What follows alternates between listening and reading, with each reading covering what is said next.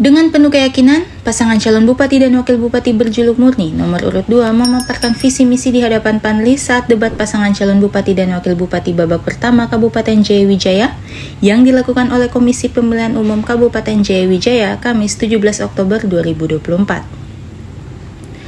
Dalam penyampaian visi misi pasangan calon bupati dan wakil bupati Athenius Muriproni Elopere menyampaikan program yang akan mereka terapkan untuk Kabupaten Jayawijaya bila pasangan berjuluk Murni ini diberi mandat dari masyarakat Jayawijaya. 3 program unggulan yang akan dilakukan pasangan Athenius dan Roni meliputi tata kelola pemerintahan yang sehat dan baik, meningkatkan mutu pendidikan yang berstandar nasional agar generasi muda Jayawijaya menjadi generasi yang cerdas dan dapat diandalkan dimanapun mereka berada, serta mewujudkan Jayawijaya yang sehat dengan melakukan peningkatan kualitas SDM dan pelayanan di puskesmas-puskesmas. Selain itu, meningkatkan ekonomi masyarakat melalui pembinaan UMKM bagi masyarakat asli Papua Pegunungan.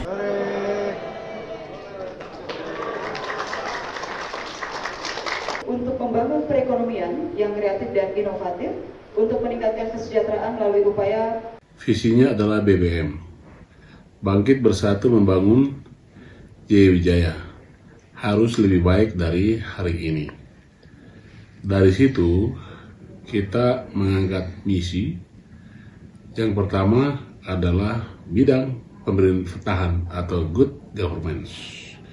Tata kelola pemerintahan yang baik, jujur dan transparansi. Sehingga pemerintahan Jayawijaya ini bisa berjalan dengan baik. Yang kedua adalah mewujudkan Jayawijaya cerdas dengan meningkatkan sumber daya manusia di bidang pendidik. Dalam hal ini fokus kami adalah sekolah dasar SD. 40 distrik ini kami akan fokus untuk pendidikan tingkat SD.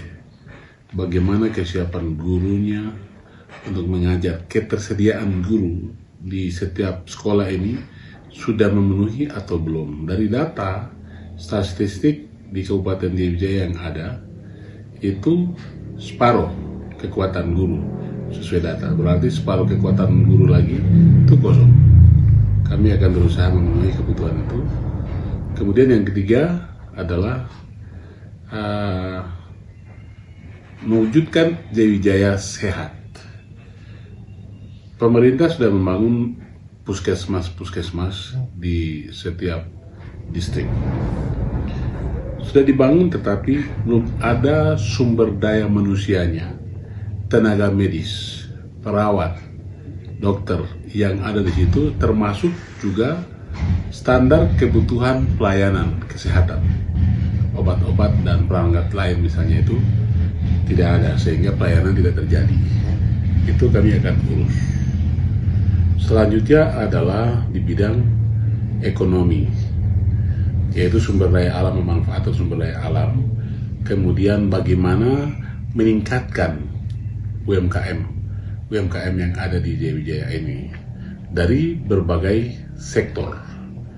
Dan juga yang selanjutnya adalah dalam bidang ekonomi juga ketahanan pangan sesuai dengan program pemerintah pusat, dalam hal ini Presiden terpilih itu mengangkat bidang ketahanan pangan, karena dalam globalisasi era di akhir-akhir ini di dunia itu terjadi kelangkaan pangan. Negara-negara yang tadinya memproduksi, mengimpor beras ke negara-negara lain hari ini sudah tidak bisa lagi. Dengan perkembangan kondisi yang ada, mereka hanya bisa mempertahankan dirinya sendiri. Sehingga negara Indonesia, kami akan melakukan ketahanan pangan di wilayah masing-masing seperti kami di Jayawijaya. Potensi sangat luas di perairan sepanjang Lembah Baliem ini untuk mewujudkan ketahanan pangan padi. Itu unggulan yang kami lakukan, penanaman. Bisa menyupport ke 8 kabupaten maupun untuk dirinya sendiri. Di samping pertanian yang lain, kebun ubi, keladi itu sudah ketahanan pangan bukan pokok yang terus akan ditingkatkan produktivitasnya. Dan juga dari perkebunan kopi. Hampir 40 distrik di wilayah Jayawijaya ini ada lahan kopi. pengelolaannya, penanamannya, sampai pada UMKM yang membuat putra-putra daerah. Kita akan memberikan pendampingan untuk bisa meningkatkan UMKM di bidang itu. Itu adalah beberapa kegiatan di bidang ekonomi meningkatkan. Tidak kalah penting juga memanfaatkan sumber daya alam. Sumber daya alam maupun buatan. Yang alam ini mungkin pengelolaan di wilayah Papua lain itu ada tambangan emas, minyak, dan lain-lain. Khusus kami Jaya Wijaya ini belum sampai ke dalam itu karena ketersediaan belum terjangkau. Barangkali mungkin sumber daya alam yang bisa kelola adalah galian C, pengambilan pasir yang Tuhan kasih di gunung ini, bisa dikelola untuk membuat PAD Jaya Wijaya meningkat. Dikelola mungkin kita akan mendirikan BUMD, sehingga ada peningkatan pendapatan daerah itu meningkat. Yang selanjutnya, visi yang ke-8 adalah meningkatkan keamanan di Wamena. Ini sudah cukup lama kejahatan yang timbul besar yang ada di Wamena ini. TNI Polri saja tidak cukup karena sudah teruji. Saya dan Dim 1702 Jaya Wijaya sudah 2 tahun menjalaninya. Perlu ada pihak bersama lain selain masyarakat dengan Satpol PP dan Hansip, terus kami lain sebagainya. Kami rasa perlu di satu unggulan daripada kami akan mendirikan yang disebut singkatan Satpol B, Satuan Polisi Baliem. Dari mana perekrutannya dengan pelaksanaannya adalah kami akan rekrut dari setiap 40 distrik, mereka-mereka yang walaupun tidak berpendidikan, terputus sekolah, yang lain, tetapi orang-orang yang berpengaruh di setiap distrik itu kami rekrut. Fungsinya akan menjaga di distrik-distrik ataupun di kota. Ketika terjadi sesuatu yang sekarang kejahatan, sudah bisa diatasi oleh mereka-mereka di garis terdepan. Itu adalah visi nomor 8. Selanjutnya 9 dan 10 adalah kebersamaan, kolaborasi antara pemerintah dengan masyarakat, stakeholder yang lain.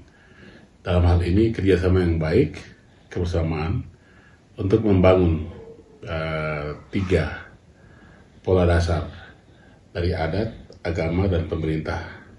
Ini berkesinambungan. Adat kita perhatikan, kemudian agama kita beberapa FKUB, Forum Komunikasi Umat Beragama yang di Jaya Wijaya ini dibina di kolaborasi untuk meningkatkan kebersamaan, tidak membedakan agama, suku. Bersatu. Debat pasangan calon bupati dan wakil bupati Jaya Wijaya yang dilakukan KPU Kabupaten Jaya Wijaya dijadwalkan berlangsung 3 kali. Tim Liputan Media Papua Network melaporkan.